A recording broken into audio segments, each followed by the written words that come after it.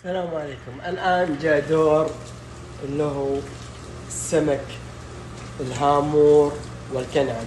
طبعا هذا الهامور اللي قال عليه هامور ديسكو أو ديسك، وهذا الكنعد طبعا بحر الدمار كله، وهذا ثمار البحر اللي سويته حيكون طاجن. طبعا خلط معه فقط بهارات، رشة ليمون، وفيها اللي هو